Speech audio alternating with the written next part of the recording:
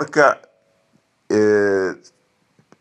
waxa uu ku soo celcelinayo gudoomiyaha uu leeyahay aniga Soomaaliyeed madax ayaan u ahay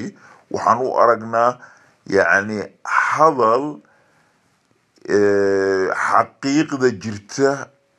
uu ku hareer maray oo ujeedo gooni ah uu ka leeyahay laakiin in gudoomiyaha degmada marka uu cid walba madax u yahay wax la isku haysta ma aha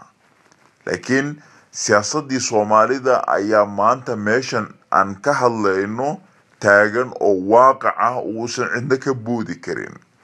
taas ay isku dayay gudoomiyaha inuu ka boodo marka Soomaalidii maadaama ay gobol u qaybsantay qabiil u qaybsantay gobol walbana gudoomiyaha iyo cid loogu soo dhigayo reerka ama reeraha degan ee madax u yihiin marka hadalka gudoomiyaha waxa uu noqonaa hadal yani dulmi iyo dana kale laga leeyahay tan kale ee uu qaladka ka fahmay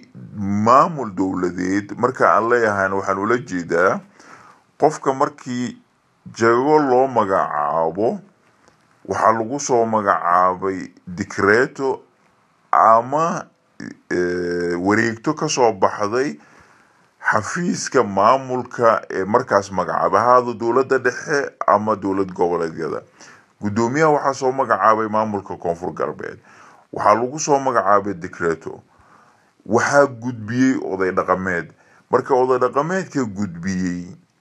iyo maamulkii wareegtada ku soo magacaabay labadaba sharciyad buuxda kama haystaan dadka ku dhaqan deegaanadaas dad dhammaan la isku waafaqsan yahay ma aha qaabka lagu soo dhisana waa qaab yani maxaa laga maarmi waayay lagu soo dhisay ay yihiin marka saas darteeda sharciyada uu haysto gudoomiyaha waa mid naaqis ah waa mid aan buuxin marka mar haddii ay naaqis tahay jagada lagu soo magacaabay isaga waxay tahay sharciyada rasmiga ah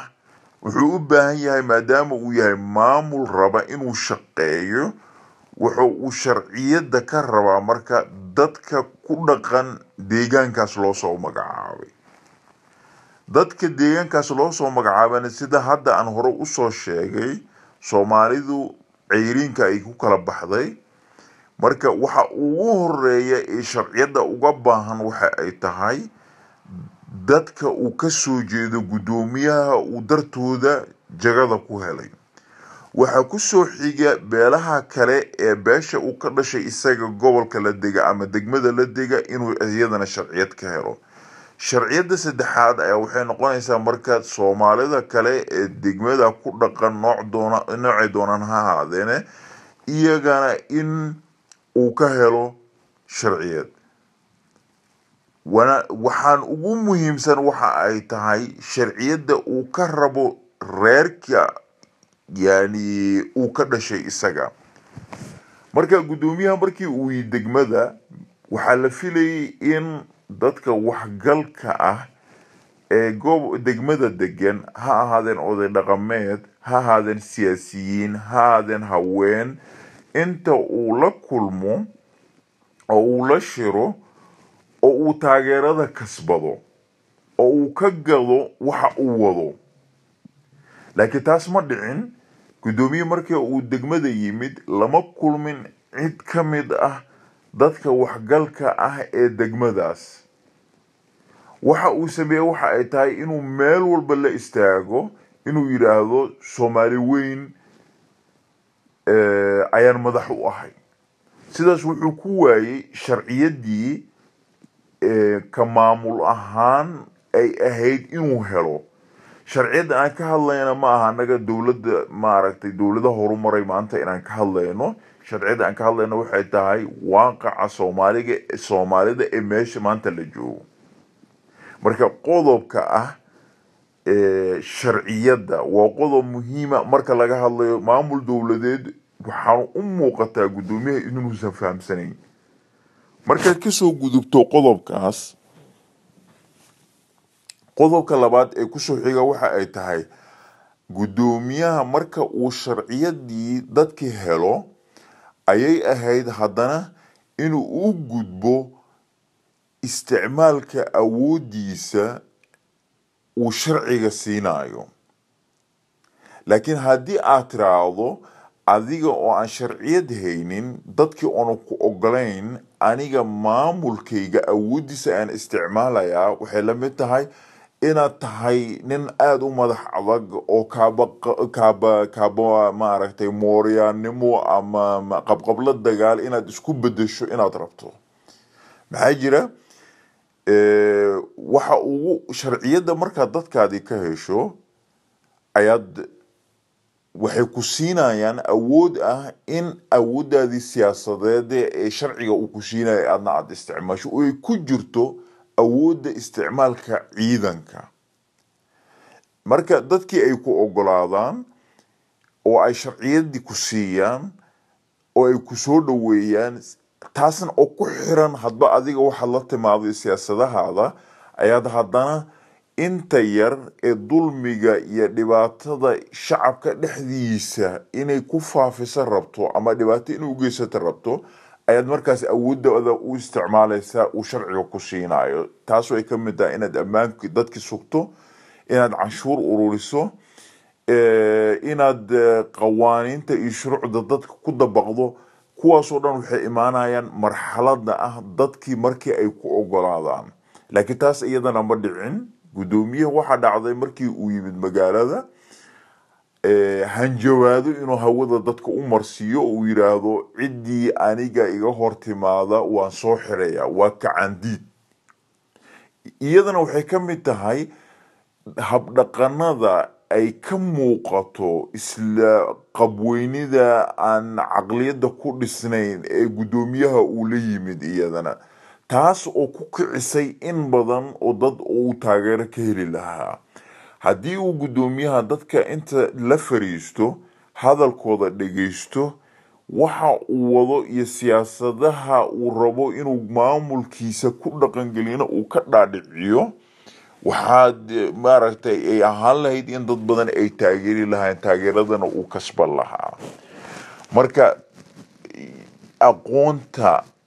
ama aqoon la-aanta gudoomiyaha ee ku saabsan maamulka dowladeed ee uu ku soo celcelinayo ayaa waxa ay keentay in isagii gacmihiisa uu dadkii isugu diro, afkiisa isugu diro. maantana uu dhex fadhiyo dhiiqada ay adag tahay sida uu uga baxo gudoomiyaha. marka wuxuu u baahnaa gudoomiyaha in tala la siiyo ama dadka aqoonta leh ee waayo aragnimada leh, ha ahaadeen dadka oday dhaqameedka, ha ahaadeen siyaasiyiinta, inuu kala tashto qaabka uu wajihi lahaa maaragtay maamulkan cusub ee loo magacaabay. laakiin gudoomiyaha waxaad moodaa nin maskaxdiisa iska dhaadhiciyey in isaga cid ka caqli badan aysan jirin. dariiqa ugu wanaagsan ee dadka uu ku xukumi karana ay tahay in uu ugu hanjabo awood, in uu yiraahdo aniga maamul dowladeed aan ahay, in uu yiraahdo Soomaali weyn ayaa madax aan u ahay. Soomaali weyn madax waa u tahay, cid walba Soomaali madax ka ah Soomaali weyn ayay madax u tahay, waa haddii la isku raaco. laakiin taas ma aha xaqiiqda maanta Soomaaliya ka jirta. gobolka iyo maamul goboleedyada la dhisay iyo qaabkii u dhisayiin iyo degmooyinka iyo qaabka Soomaalidu wax u qaybsato ayaa taas maaragtay aan muujinaynin. laakiin in gudoomiye maadaama aad tahay dadkii magaalada iyo dadkii degmada oo dhan aad madax u tahay, waa shay qof walba og yahay ee aan u baahnayn xataa sharaxaad. marka hadda maadaama wadciga saas yahay, xaaladana hadda ay u muuqato gudoomiyaha inay aad ugu cakiran tahay, su-aasha isweydiinta mudan waxa ay tahay maxay tahay wadooyinka u furan gudoomiyaha degmada Marka ee dhibaatada hadda jirta looga bixi karo. marka waxay jirtaa laba arrin midkood ayaa gudoomiyaha hortaala midda uu doortan isaga ay ku xiran tahay. tan koowaad waxa ay tahay wadada uu doortay gudoomiyaha ee muddadii gaabnayd ee uu degmada joogay uu ku dhaqmayay ee qar iska tuurnimada ah inuu sideedii ugu sii socdo ee uu ku waayo taageerada dhammaan dadkii u dhashay gobolka Shabeellaha Hoose ama degmada marka ay taageeri lahaa qaar dibadda ku nool qaar wadanka gudihiisa ku nool ee magaalooyinka kale ee qaar gobolka gudihiisa ku noolba. taas waxay keenaysaa dadkii isaga in iska hor yimaadaan in uu khilaafaad cusub ka dhex abuuro dadkii degmada ku noolaa dadkii hadda diidana maaha dad badan ay sii diidaan cidda keliya markaas ee uu taageerada ka helayo ama uu isbahaysi la noqon karana waxa ay tahay dadka dhibaatada ka wada gobolka ee markii hore la ogaa kuwaas inuu si toos ah ugu biiro iyaga dagaal cusub iyo dhiig badan oo daatana gobolkii uu ka sii dhaco. dadkii madaxda u ahaa dadka gobolka ha ku sugnaadeen number konton ha ku sugnaadeen shalambuud ha ku sugnaadeen marka gudaheeda tuulada Siinay ha ku sugnaadeen ceel jaalle inay dhammaantood si cad uga hor yimaadaan ay ku daraan ama ay geliyaan qaanada dadka ka soo horjeeda ee dhibaatada ka wada gobolka inay ku daraan saasna ay xaaladii ku sii socoto ilaa meesha ay dhiig badan ku daato isagana maamulkiisii fashil uu sii dhiibo. wadada labaad ee gudoomiyaha iyo inta yar ee isaga ku xiran u furana waxa ay tahay inay isdejiyaan inay caqliga ka shaqaysiiyaan in marxaladda hadda la marayo aysan aqbalaynin ama isa suurtagal ahayn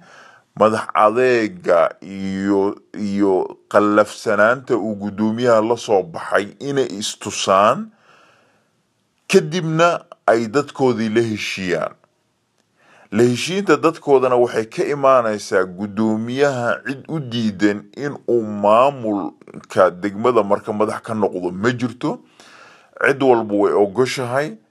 laakiin waxa lagu diidayaa waxa ay tahay qaabka isaga lagu soo magacaabay dadka kula jira maamulkaas iyo qaab dhaqanka uu isaga la yimid. marka arrimahaas oo dhanna waa arrimo u furan in laga wada doodo oo laga wada hadlo oo la gorfeeyo oo la jexjeexo. marka arrimahaas oo dhan laga wada hadlana ugu dambeyntii waxa soo baxaya xal ama dariiqo ay dadkoo dhan raali ka wada yihiin ama in badan ay raali ka yihiin isagana uu tanaasul sameeyo dadka kalena ay tanaasul sameeyaan kadibna meel dhex la isugu yimaado maamulkana uu sidaas u socdo. arrintaasna waxay u baahan tahay karti geesinimo dabacsanaan siyaasadeed ay uga baahan tahay gudoomiyaha isaga ayayna ku xiran tahay laakiin haddana waxay ku sii xiran tahay raggii mas-uulka ka ahaa